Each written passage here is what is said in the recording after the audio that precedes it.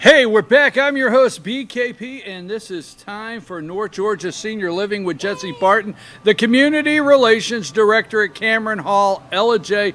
Beautiful morning. It's September. I know. It's like that Neil Diamond song, September Morn. I don't know that one. I know Neil Diamond. I know Neil pretend. Diamond. Don't tell people I know you don't Neil know Diamond, that. but I just don't know that song. I do know some. I think I've got some on my iPod. Beautiful September morning here in downtown Blue Ridge, Sycamore Crossing. How are you today? I'm well. How are you? Good. This is like the fourth week in a row I've shared with the world, I have a cat. Now, this is North Georgia Senior Living, but, companions, okay? Is the cat become your companion? Well, I go out front, just saying, and I sit in a rocking chair, and I've written this song called Mittens the Kitten.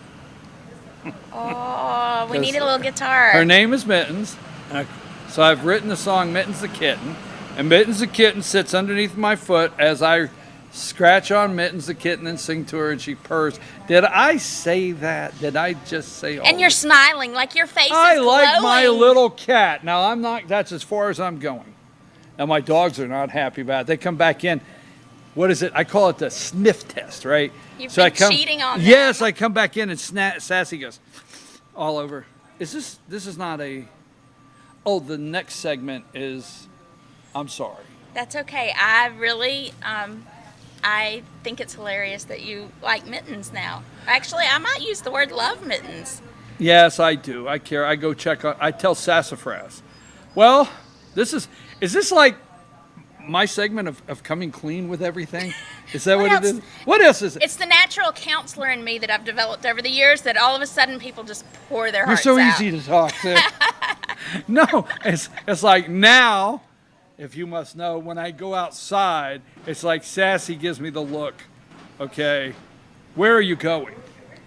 All right. Who are you going to be? Yeah, with? where are you going? I know you're not going to work. It's not that time of day. So, and then I have to look at Sassy and say, will you chill out? I'm going to see Mittens the Kitten. I'll be right back. And, you wonder how a writer writes like A Dog's Life or Pets. What's that pet movie where, it is a... I think it's... Pet's life or whatever. Something like that. But it's where you look into the life of your pet throughout the day when you're not there, and you pretend this is what they're really saying.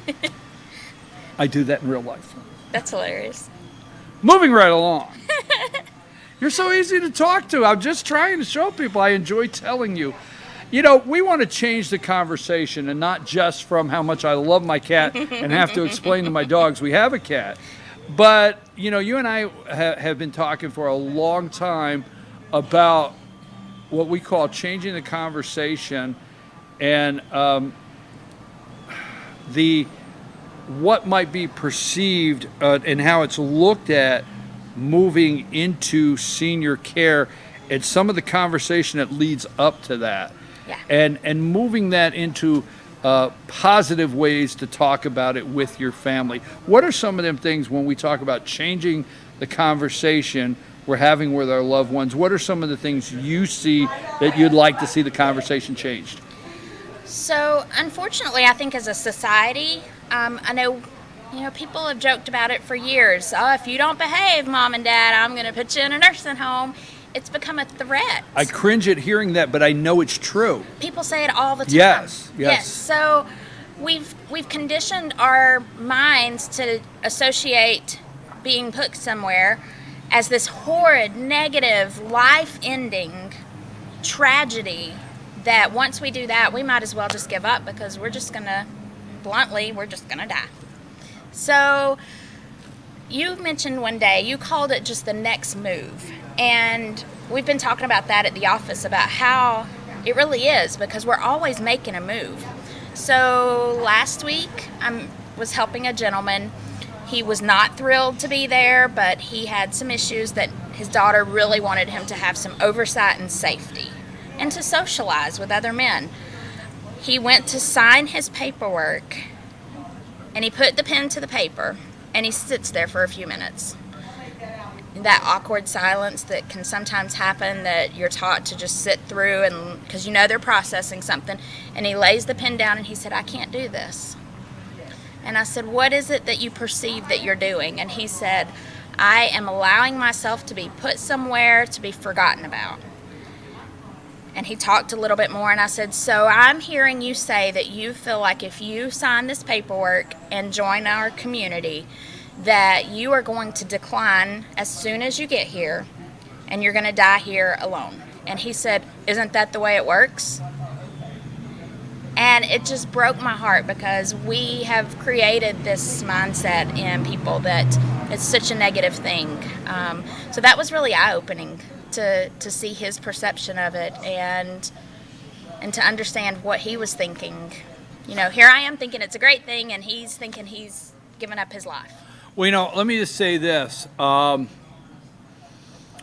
know, we hear so much about Alzheimer's, dementia, and although it is a reality, still the majority of seniors, maybe our body gives out, only way to put it, Right. way before our mind and our ability to rationalize and you know, connect. I'll just put it that way. Sure. So I've always said to people, tell someone the truth. Tell them the truth. If they get upset that you told them the truth, okay, I'm not telling you point something out. Right.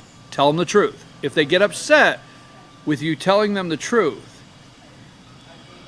later on, 2, 3, 4 days later, they're going to realize by themselves the only reason they're upset with you is you told them the truth. Sure. Okay, you see what I'm saying? So if you're having, and now I don't do this for a living, but if you're having a talk with, you know, your senior parents, you don't need to try to trick them. You understand? Yeah. You don't need to try to use emotions like anger, like you look at that. You can't even get your medication out by yourself. You got to go somewhere where somebody can help you get your medication. You can't do that. Mm-mm.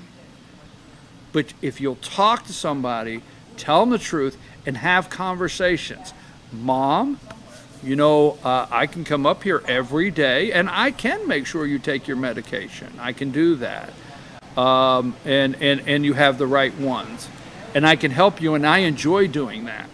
But have you ever thought about, you know, maybe if you're if you really need to look at, you follow what I'm saying? Yeah, 'cause you can have and then if for some reason that upsets the one you're talking about, Sure. they're not dumb, they're not children, they're very wise. So if they get a little upset with the conversation, 2 or 3 days later, they're going to realize the only reason they got upset with you is because you were talking. You follow where I'm going? I do. And there's a book that I recently read on how to say it to seniors. And that was kind of the gist of it. Don't treat them like a child. They're Right. not children. They're And your don't parents. come and say, "Brian, you can't do that." Exactly. Because you're going to defy me. You're going to do everything in your power to show me you can do that. And then it just becomes very defensive. So that conversation, that free-flowing, "Hey, I'm seeing this. What are your suggestions, Mom? What are your suggestions, Dad? Let's talk about some ideas, options." So having that true conversation. And the worst thing that we can do is if we have a loved one that we're concerned about, maybe they've fallen a few times or things are just not working correctly, the worst thing we can say is, if you don't change, or if this happens again, I'm putting you in a nursing home. Because what's going to happen? Next time they fall, you're going to be the last person they call because you've threatened them. Or if they have an emergency, they're going to hesitate to tell you anything happened because you've threatened them with taking away their rights, basically. Well, it's not. It's not the children, more or less, and I'll say that's usually who is taking mom or dad to a doctor's appointment.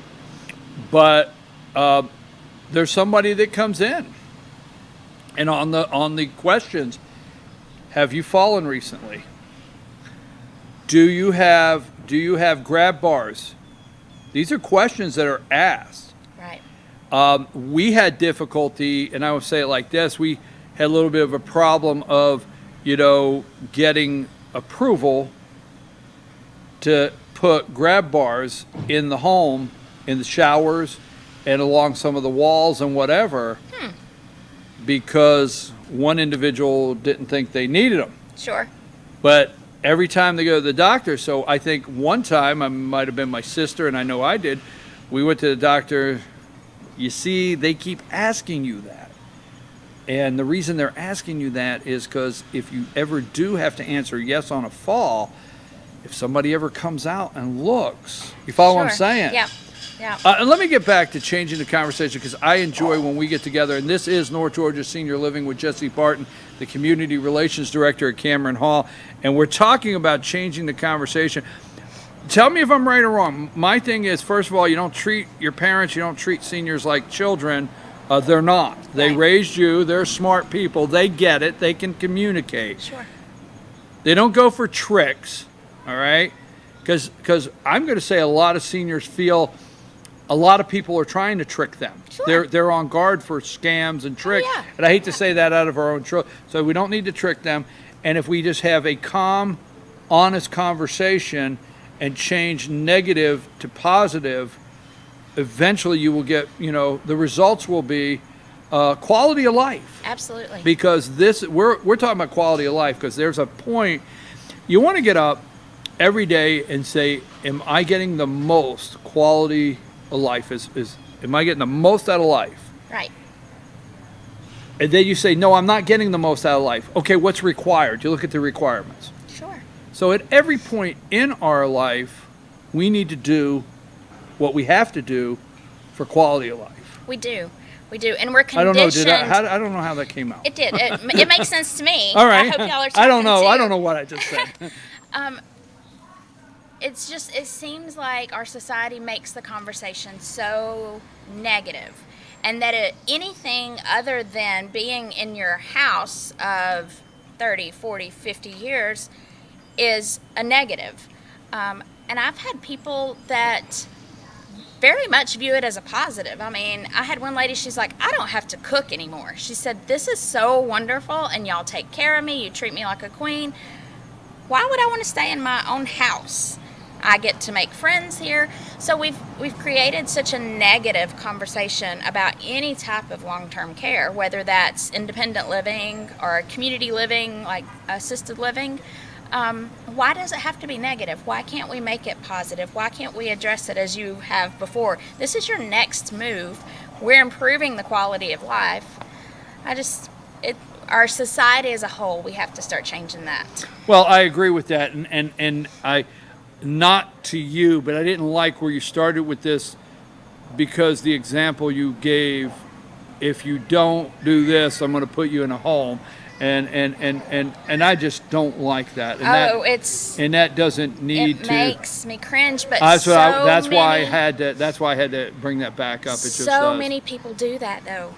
So many people do that. Folks, if you're out there and you're wondering, and that's the conversation we're having this morning, how to change the conversation.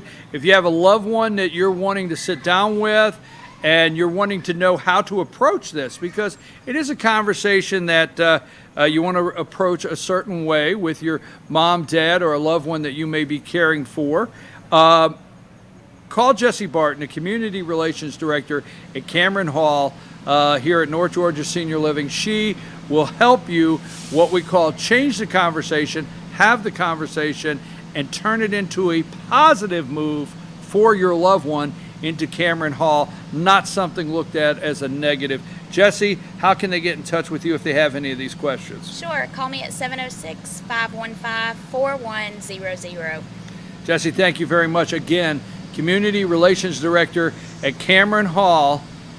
And ask her about the guy with that has a cat. Community Relations Director, Cameron Hall, Ella J. Jessie Barton. Call her today. And we're going to be right back, because we have our pet of the week. We have a puppy, right? So cute. So cute. That's where we're at right after these messages.